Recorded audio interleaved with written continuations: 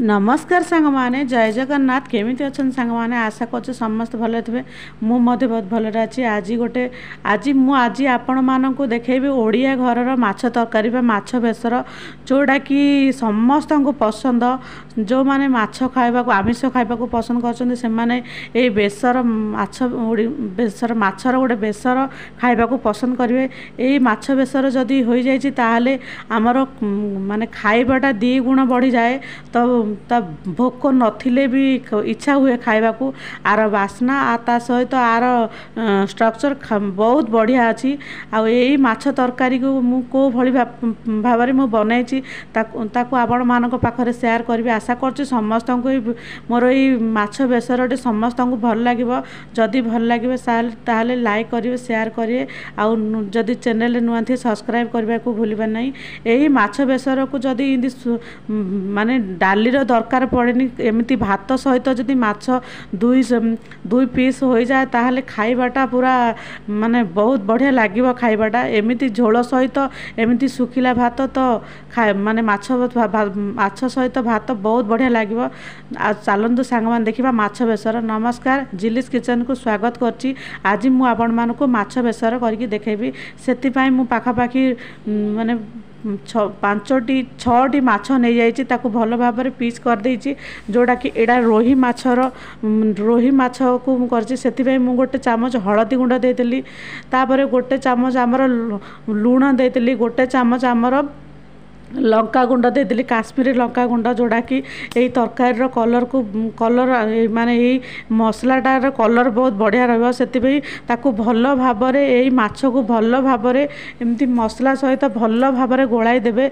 माछ को माने छाणिकी रखी देथिबे कारण माछरे जदि न छाणिकी रखिबे ताहले माने पानी रो धोई साला पर किछि समय गोटे जाली रे छाणी देबे ताहले माछ पूरा सुखी जाइथिबो ता भल भाव गोलाई देबे। गोलाई देला परे आ माछ तरकारी करने को हेले तो सोरिष तेलटा निहाती दरकार से मो पाखापाखि गोटे 2-3 चामच गोटे सोरिष तेल दे देइछि। सोरिष तेल को स्लो जाल ही ताकू गरम करेंगे जमीती कि न फुटी जाए से पूरा पाखापाखि सोरिष तेलटी गरम हो गलानी तापर मु पकईदेली 2 पीस आमर गरम माछर 2 पीस यही जदि कड़ाई रे जदि करुछन सांग माने 2 पीस कर छाणतु कारण अधिका पकईदेला पर से भांगी जबार संभावना थाए।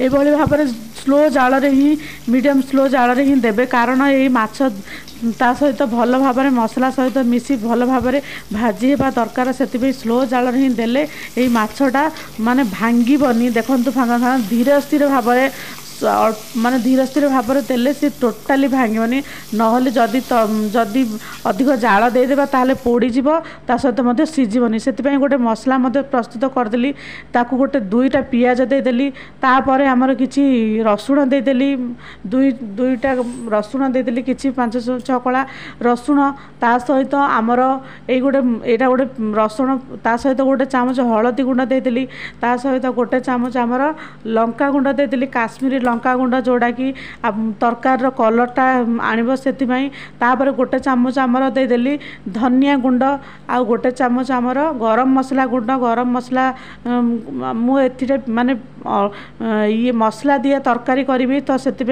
टिके अल्प सोरिष देदेबा कारण टिके माछ तरकारी अल्प टिके सोरिष देले आउ टिके जीरा अल्प टिके जीरा देले ये तरकारीटा बहुत भल लगे। जो माने चाहिए मध्य पूरा टोटाली माने सोरिष को माने पकेबेनी किंतु सोरिष टिके पकेले तरकारीटा बहुत भल लगे माने सोरिष टिके भल लगे। तापर 2टी पियाज 2टी टमाटो को काटी पूरा काटिकी तापर पकईदेले ताकू आमे ग्राइंडिंग करदेबा। ग्राइंडिंग करला पर गोटे फाइन गोटे पेस्ट बनईदेबा। देखंतु फाइनली गोटे फाइन पेस्ट बनीगला बहुत कलरटा बहुत बढ़िया है। तारे गोटे चामच हलदी गुंड लंका गुंड मिसी ता सहित टमाटो यही पूरा बहलिया करी बाटिबे पानी टोटाली देबेनी तो मसला तो बटा हैला। तापर छणा जाइतिबा कड़ाई रे मु आउ किछि तेल देदेली जोड़ा कि आमर एई गोटे आमर बनैबा आमर माछ तरकारी से मु किछि पंचफुटण देदेली। पंचफुटण रे आमर सोरिष पान महुरी ता सहित बिरी डाली यही सब पान महुरी सब जिनस पंचफुटण देदेला परे ताकू किछि समय फुटिबा को देबा जे पर्यंत न फुटिछि ता ऊपर आमर किछि ମାନେ କରି ପତ୍ତା ମାନେ ଭୃସଙ୍ଗ ପତ୍ର ପକାଇଦେବା। ତାପରେ 2ଟି ପିଆଜକୁ ମୁଁ ଭଲ ଭାବରେ କାଟି ଦେଇଛି, ଯେଉଁଟାକି ଏଇ ତରକାରୀରେ ପିଆଜଟା ନିହାତି ଦରକାର। ଦେଖନ୍ତୁ ସାଙ୍ଗମାନେ, ଏଇ ଯେଉଁ ବାସ୍ନାଟା ମାନେ ଏଇ ଯେଉଁ ପଞ୍ଚ ଫୁଟଣର ବାସ୍ନା, ତା ସହିତ ମାନେ ଭୃସଙ୍ଗ ପତ୍ର, ତା ସହିତ ଟମାଟୋ, ତା ସହିତ ପିଆଜର ଗୋଟେ ବଢ଼ିଆ ଗୋଟେ ବାସ୍ନା ହେଇଯାଉଛି, ଯେଉଁଟାକି ଏଇ ମାଛ ତରକାରୀକୁ ଟେଷ୍ଟକୁ ମାନେ ଦ୍ୱିଗୁଣ କରିଦେବ। ସେଥିପାଇଁ ଗୋଟେ ମସଲା ପ୍ରସ୍ତୁତ କରିଦେଇଛି। ଗୋଟେ ଚାମଚ ହଳଦୀ ଗୁଣ୍ଡ, ଗୋଟେ ଚାମଚ ଲଙ୍କା ଗୁଣ୍ଡ, ଗୋଟେ ଚାମଚ ମାନେ ଗରମ ମସଲା ଗୁଣ୍ଡ, ଗୋଟେ ଚାମଚ ଲୁଣ ସବୁ ମିଶାଇକି ଭଲ ଭାବରେ ମୁଁ ତାକୁ ଗୋଳେଇ ଦେଉଛି। ତ ଆଗରୁ ମୁଁ କିଛି ମସଲା ତ ମୁଁ ପକାଇ ଦେଇଥିଲି, ମାନେ ଗ୍ରାଇଣ୍ଡର କରିଦେଇଥିଲି, ବାକି ଆଉ କିଛି ମସଲା ଅଳ୍ପ ଟିକେ ଟିକେ ପକାଇ ଦେଇଛି।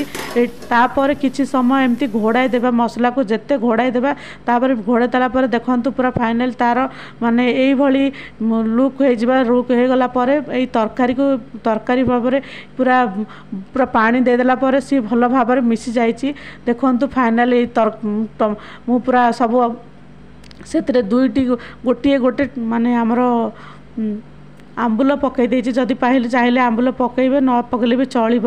ଦେଖନ୍ତୁ ଏଇ ତରକାରୀଟା କେତେ ବଢ଼ିଆ ହେଇଛି, ତ ଖାଇବାକୁ ବହୁତ ଟେଷ୍ଟି। ଏଇ ମାନେ ଓଡ଼ିଆ ଘରର ମାଛ ବେସର, ତ ଏଇଟା ମସଲା ଦିଆ ତରକାରୀ ମଧ୍ୟ କହିପାରିବା। ଅଳ୍ପ ଟିକେ ସୋରିଷ ଦିଆହେଇଛି, ଟୋଟାଲି ଅଧିକ ସୋରିଷ ଦିଆହେଇନି। ତ ଏଇଭଳି ରୋଷେଇକୁ ଯଦି ଆପଣମାନେ ଭଲ ପାଉଛନ୍ତି, ଯଦି ଦେଖୁଛନ୍ତି, ତାହେଲେ ନିଶ୍ଚୟ କମେଣ୍ଟ କରି କହିବେ କେମିତି କ'ଣ ଲାଗୁଛି। ଥରେ ଘରେ ବନାନ୍ତୁ ଆଉ କରିକି ଖାଆନ୍ତୁ, କେମିତି ଲାଗିଲା ନିଶ୍ଚୟ କହିବେ ସାଙ୍ଗମାନେ। ଆଉ ଏଇଭଳି ମୋର ଚ୍ୟାନେଲକୁ ସବୁବେଳେ ସପୋର୍ଟ କରନ୍ତୁ, ଆଉ ମୋର ଚ୍ୟାନେଲକୁ ସପୋର୍ଟ କରି ମୋତେ ଢେର ସାରା ଭଲ ପାଇବା ଦିଅନ୍ତୁ। ଦେଖନ୍ତୁ ଫାଇନାଲ ତରକାରୀ ହେଇଗଲା ପରେ ମୁଁ ଗୋଟେ ଥାଳିରେ ସର୍ଭ କରିଦେଲି ମାଛ ସହିତ ଶୁଖିଲା ଭାତ, ବହୁତ ବଢ଼ିଆ ଲାଗିବ। ଜୟ ଜଗନ୍ନାଥ।